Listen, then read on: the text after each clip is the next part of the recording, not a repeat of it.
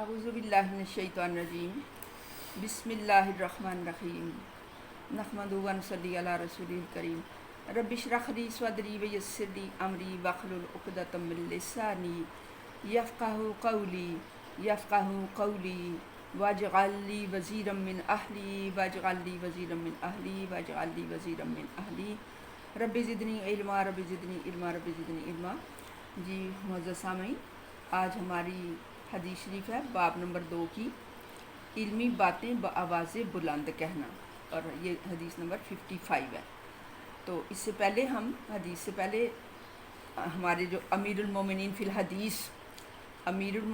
हदीस इमाम बुखारी साहब रहमतुल्लाह अलैह की चंद खुसूसियात हम हर हदीस से पहले पढ़ा करते हैं। तो आइए आज हम देखते हैं कि इस हदीस के अंदर ना दो चीज़ें हैं। एक तो इल्म की बात जो है वो सिखाना बावाज़ बुलंद, और दूसरे नंबर पे सही तरह से वज़ू करना, ये दो चीज़ें हैं। तो इसी तनाज़ुर में हम इमाम बुखारी साहब रहमतुल्लाह अलैह को भी देख लेते हैं कि इमाम बुखारी रहमतुल्लाह अलैह ने अपना दर्स व तदरीस का हल्का जो है उनका वो बहुत वसी था, और आपने पढ़ा कि 90,000 स्टूडेंट्स उन्होंने अपनी वफ़ात तक जो है वो मौजूद थे, 90,000, और हम भी सारे उन्हीं के तलामज़ा, उन्हीं के स्टूडेंट्स में, उन्हीं के शागिर्दों के अंदर शामिल हैं, हम जो उनकी हदीस पढ़ रहे हैं। तो वो लेकिन वो इस कदर इखलाक़ हसना के मालिक थे, इतने इखलाक़ हसना के मालिक थे कि उनका इखलाक़ भी जिस तरह उनका हाफ़ज़ा बेमिसाल था ना, उस तरह उनका इखलाक़ भी बेमिसाल था। मैंने आपको बताया था पीछे कि जो हाफ़ज़ा है वो डिपेंड करता है कि हमारी इखलाक़ी आदात किस तरह से हैं और हम मुनकरात से कितना परहेज़ करते हैं। जब हम मुनकरात में गिर जाते हैं, अपने इखलाक़ियात की हिफाजत नहीं करते, तो हाफ़ज़ा कमज़ोर पड़ जाता है। तो उन्होंने सारी ज़िंदगी जो है मुनकरात से परहेज़ किया है, और जो है वो इस पे बहुत ही उन्होंने अपनी ज़ात को पाबंद रखा है कि कोई बद अखलाक़ी उनसे सरज़द ना हो। तो एक छोटा सा वाक़या पढ़ते हैं उनके इखलाक़ हसना का, बल्कि दो पढ़ लेते हैं क्योंकि यह हदीस आज छोटी है। एक वाक़या तो इखलाक़ हसना का इस तरह से है कि एक उनके पास एक कनीज़ थी। जो आज का दौर तो नहीं ना कि कुर्सियों पे बैठ के और टेबलों पे बैठ के पढ़ते थे, ज़मीन पे बैठ के, चटाइयों पे बैठ के। तो बुखारी साहब जो हैं वो अहदीस तहरीर कर रहे थे, और ये भी दौर नहीं था जब हमारे पास जो है वो इसके वो जो हैं वो मौजूद हैं, हम इन पे लैपटॉप्स के ऊपर, टैब्स के ऊपर, मोबाइलों के ऊपर जो है वो टाइपिंग कर रहे हैं। इस तरह की चीज़ें भी नहीं थी। कलम और दवात, कलम के लकी होती थी और दवात स्याही वाली, उसके साथ वो लिखा करते थे। तो वो लिख रहे थे बैठे हुए, और एक कनीज़ जो है वो पास से गुजरी, और वो दवात जो है वो उल्टी हो गई और सारी स्याही गिर गई। आपने उसको कनीज़ को कहा देख के नहीं चलते। उसने आगे से बड़ी दुरुस्ती के साथ, बड़ी सख्ती के साथ जवाब दिया, रास्ता हो तो देख कर चलो ना। इस पर बजाय इसके कि बुखारी साहब जो हैं वो उसके ऊपर गुस्सा करते या उसको कहते, तमीज़ सिखाते, तुम तमीज़ से बात करो, तुम्हें बोलने का तरीका नहीं है, उस पर गुस्से नहीं हुए, नाराज़ नहीं हुए, बल्कि क्या कहा, जा मैंने तुझे आज़ाद किया। सुभान अल्लाह। ये है अल्लाह के बंदों के इखलाक़ हसना, ये है अल्लाह के बंदों के इखलाक़ हसना। एक दफ़ा आप मस्जिद में तशरीफ़ फरमा थे, और कोई बंदा सामने जो बैठा था ना, उसकी दाढ़ी के अंदर कोई गंदी चीज़ लगी थी। अब आपने बजाय इसके कि उसको सरे महफिल जो है वो रुसवा करते और दूसरों को बताते, आपने क्या किया, जब दूसरों का ध्यान इधर उधर हुआ तो चुपके से वो जो गंदगी थी, तिनका था, जो भी था, वो उसकी दाढ़ी से निकाल कर अपनी आस्तीन में छुपा लिया। और जब वो तमाम लोग चले गए तो ख़ुद मस्जिद से बाहर गए और जाकर उसको मस्जिद से बाहर फेंक दिया। इस तरह से वो यानी हर किसी की इज़्ज़त नफ्स का ध्यान रखते थे, ख्याल रखते थे, किसी की इज़्ज़त नफ्स को मजरूह नहीं होने देते थे। और देखें अल्लाह ताला ने किस तरह से, जो दूसरों का भला करता है अल्लाह की ज़ात उसी का भला करती है। अगर वो दूसरों के साथ इखलाक़ से पेश आते थे, अल्लाह ताला ने उनका नाम बहुत बुलंद किया। पूरे आइम्मा में से, सारे आइम्मा कराम में से सबसे ज़्यादा शान और इज़्ज़त इमाम बुखारी की है, और ये उनके इल्म और मर्तबा की वजह से भी है और उनके इखलाक़ हसना की वजह से भी है। और इस हदीस में चूँकि थोड़ा सा पीछे जाकर थोड़ा सा हिस्सा तहारत का भी आना है, तो उसमें मैं आपको बता दूं कि इमाम बुखारी रहमतुल्लाह अलैह तहारत का किस तरह से ख्याल रखते थे کہ انہوں نے ہر حدیث جو لکھی ہے وہ غسل اور وضو کے بعد لکھی ہے. کوئی بھی حدیث غسل اور وضو کے بغیر. اور جب تک آپ نے مکہ شریف میں رہ کے احادیث کا کام کیا ہے تو آپ زمزم سے غسل کرتے تھے. سبحان اللہ سبحان اللہ. خدا رحمت کند کی آشکانی پاکتی نترا بنا کردند خوش رسمی بخاک و خون غلطی نند خدا رحمت کنا دی آشکان پاکتی نترا. تو آئیے آج کی حدیث لیتے ہیں. علمی باتیں بآواز بلند کہنا.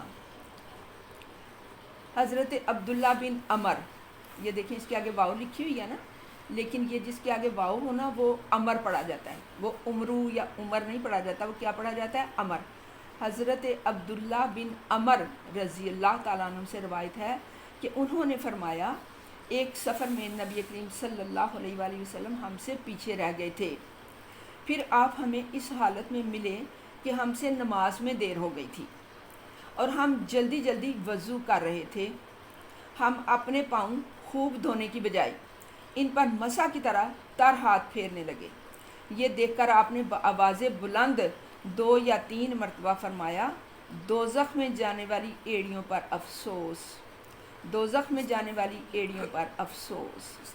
سبحان اللہ. نبی کریم، ہمارے نبی کریم صلی اللہ علیہ وسلم کتنے پیارے انداز سے لوگوں کو تلقین کرتے تھے اور علم کی بات کتنے ہی وہ اس طریقے سے بتاتے تھے کہ جو دوسروں کو برا نہ لگے. یعنی انہوں نے یہ حدیث پیچھے سے تو آپ کو سمجھ میں آ گئی ہے نا کہ اس طرح سے نبی صلی اللہ علیہ وسلم ملے کہ نماز میں دیر ہو رہی تھی اور صحابہ کرام جب وضو کر رہے تھے تو وہ اپنی ایڑیوں پر تیزی تیزی سے ہاتھ پھیر رہے تھے. یہ آپ نے پڑھا بھی ہے اور سنا بھی ہے کہ یہ ایڑیوں کی میل جو ہے نا، ایڑیوں کی میل یہ دوزخ میں لے جائے گی انسان کو چلا کر.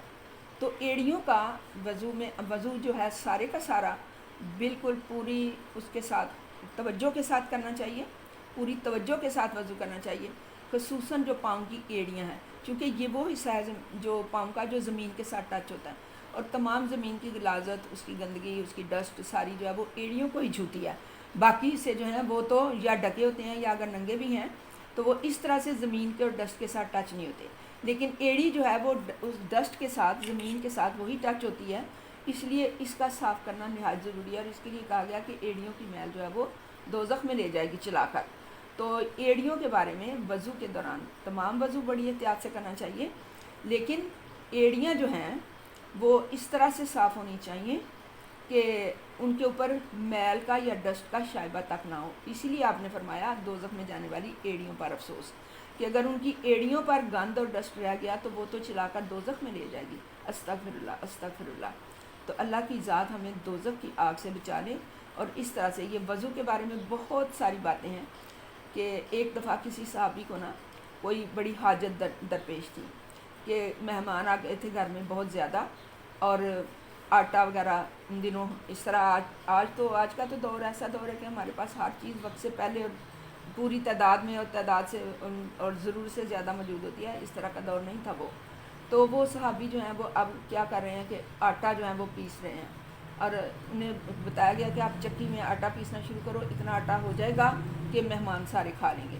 لیکن وہ جو ہے نا وہ پیستے ہیں اور آٹا پورا نہیں ہو رہا. تو آپ سے کہا گیا کہ آپ نا وضو دوبارہ کریں پوری توجہ کے ساتھ، پورا بھرپور وضو کر کے آپ چکی چلائیں تو دیکھیں اتنا آٹا نکل آئے گا کہ آپ کے سارے مہمان کھا جائیں گے. چنانچہ انہوں نے ایسا ہی کیا، بڑی توجہ کے ساتھ بھرپور طریقے سے سارے اعضاء جو ہیں ان کو اچھی طرح سے دھو کر جو ہے وہ وضو کیا، اور اس کے بعد انہوں نے چکی چلانا شروع کی.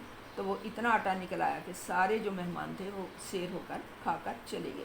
تو یہ وضو جو ہے یہ اس طرح ہے، نماز کی بنیاد ہے کہ جیسے آپ اگر نماز پڑھ رہے ہیں، جیسے یہ دیوار آپ نے جو بنائی ہے اس کے نیچے اس کے اندر اتنی ہی دیوار ہے جتنی دیوار اوپر کھڑی ہے.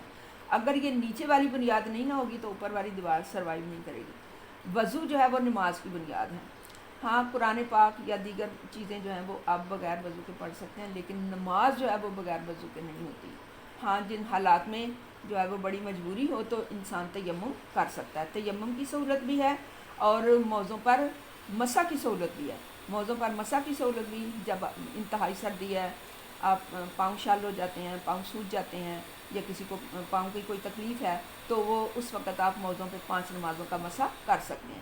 لیکن عام حالات میں جب سب طرح ٹھیک ٹھاک ہے اور آپ وضو کے حالات ہیں، وضو کے واجبات موجود ہیں، تو پھر وضو جو ہے وہ پورا وضو اس طرح کریں، اور خصوصاً جو ہے وہ ایڑیوں کا بڑا دھیان رکھیں کہ ایڑیوں سے ڈسٹ، میل، گندگی ساری جو ہے وہ دور ہو جائے۔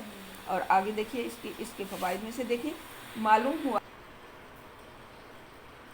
اس حدیث کے فوائد میں، یہ نیچے فٹ نوٹ یہ لکھا ہے اس کا، معلوم ہوا کہ بوقت ضرورت آواز بلند نصیحت کرنے میں کوئی حرج نہیں۔ مسلم کی حدیث سے معلوم ہوتا ہے کہ بعض کے وقت ایسا انداز سنت نبوی ہے، یعنی بعض کے وقت یا کوئی علم کی بات بتاتے وقت آپ آواز بلند دوسروں کو نصیحت کر سکتے ہیں، ان کو سمجھا سکتے ہیں، ان کو کہہ سکتے ہیں۔ تو یہ جی آج کی حدیث تھی ہماری، جس میں کافی ساری چیزیں ہم نے کور کی ہیں۔ تو اللہ کی ذات کرے کہ ہمیں پاکیزگی کی حالت میں ہم رہیں، اور وضو کے بعد جو ہم دعا مانگتے ہیں وہ یہ ہوتی ہے، اللہم اجعلنی، آپ کہیں اللہ ساروں کے لیے ہوگا تو ہوگا اللہم اجعلنا، اللہم اجعلنی من التوابین واجعلنی من المتطہرین واجعلنی من عبادک الصالحین واجعلنی من الذین لا خوف علیہم ولا هم یحزنون وما علینا الا البلاغ المبین۔ اللہم صلی علی محمد وعلی آل محمد کما صلیت علی ابراہیم وعلی آل ابراہیم انک حمید مجید۔ اللہم بارک علی محمد وعلی آل محمد کما بارکت علی ابراہیم وعلی آل ابراہیم انک حمید مجید۔